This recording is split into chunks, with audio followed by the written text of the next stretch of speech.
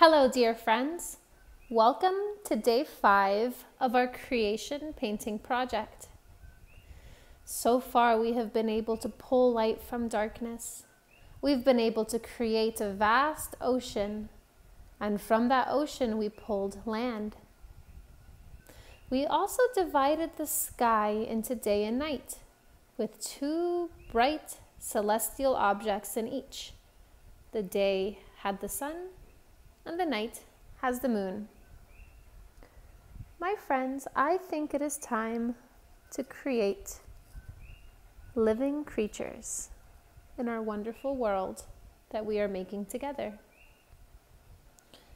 Let's begin with some bright lemon yellow. Again, my page is wet, but not too wet. You know what? It actually is too wet. So let me take my sponge and do my best to dry it off some. Sorry, it's kind of a do-over. Let's try again. We will take some lemon yellow and make some open brush strokes along the top, leaving some gaps of white. We don't want to fill it completely. We want to leave gaps of white in the top half of our page. And once we reach about the halfway point, let's add these small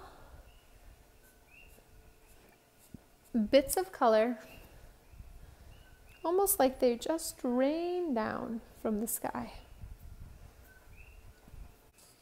So now we have a yellow sky with gaps and spaces of white, and a white bottom half with gaps of yellow. Let's go ahead and clean our brush and dry it off very well and dip into the blue. Starting at about the halfway point, we will create an ocean that surrounds these gaps of yellow. I hope your page is not too wet. This can be difficult if it's too wet. Use some of the tricks that we've learned to even out and dry our page if it seems too wet. But we are creating an ocean with a space for these wonderful creatures that live in it.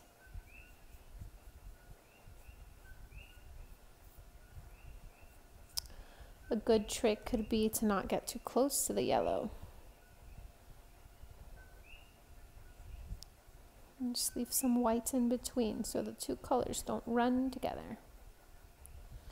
And it's also okay to make some of the yellow spots light yellow and some of them dark yellow. Some of the blue spots in the ocean a bit darker than the other spots.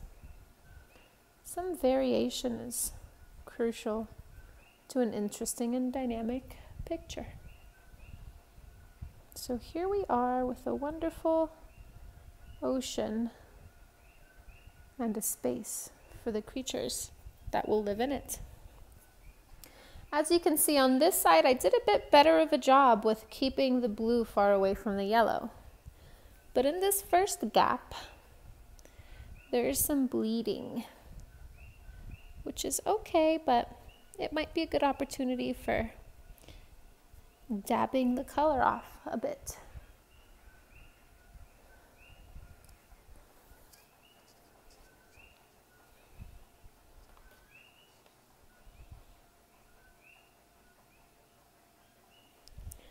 So the creatures under the water have a quality of light. There is a part of the creatures in the water that are full of light. Right? Here they are, shining in the ocean. And what we can do with our blue, in these gaps of white, is create birds and the creatures that live in the sky. we don't have to do that M shape that a lot of people do when they make birds, but maybe some thickness for the body, and some thinness for the wings. It certainly does not have to be perfect. Just find a spot where the white is a bit more light, and fill it in with a creature. Maybe a seagull.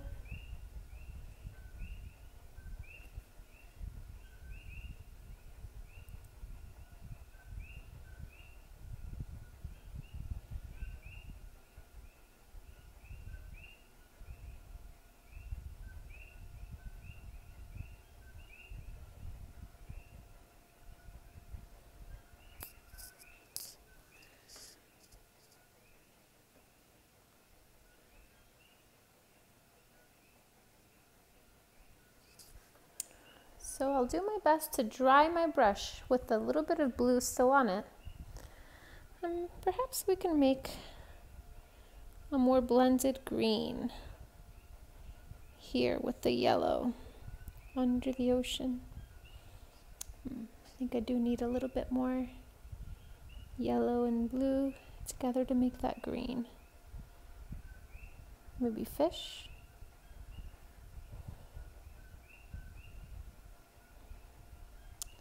These forms in the water are certainly not super defined. They're more just the impression of a form. And you can go back and forth between maybe a bit of blue with the yellow to make a green. And remember, we always want to clean before going into the yellow.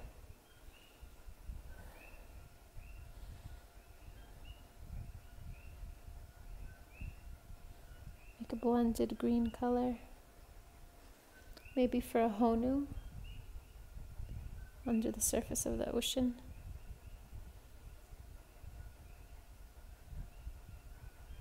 Some fins.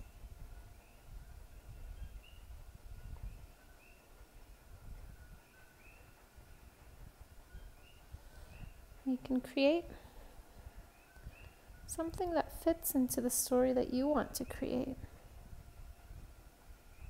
But the point here is that there's something that lives up in the sky, and the creatures that live down below. Some can be darker blue, some can be more yellow, some can be more green. Wow, my birds have certainly bled out. I'm having trouble finding the right wetness for my paper. But again, it could be a great opportunity to practice that blot technique. Even so, it's still quite beautiful. But oh boy, I really should focus on making it a bit more dry, just to avoid the blot. To avoid the bleeding. But it still can make a quite successful picture.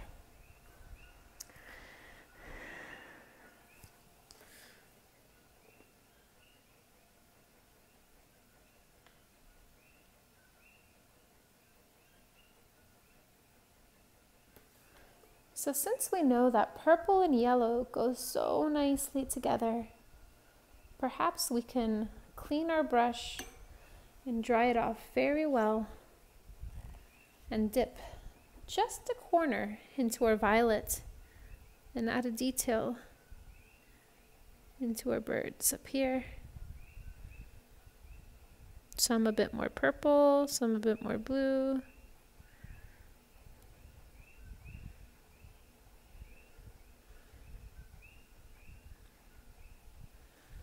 To contrast against that yellow.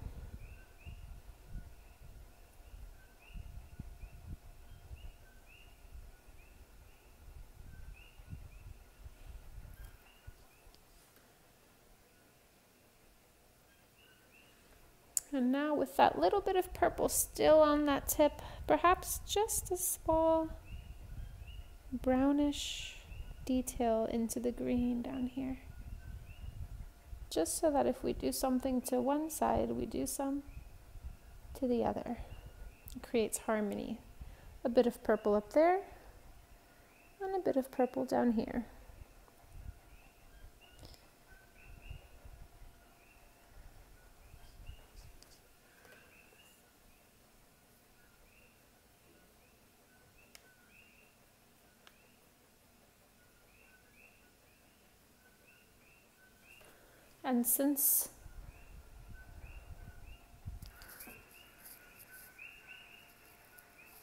And again, as we did when we created our wonderful land, just touch the brush a bit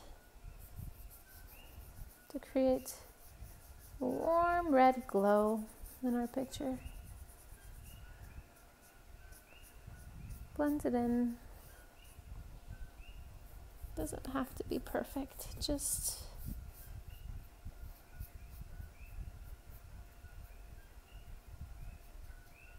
nice detail.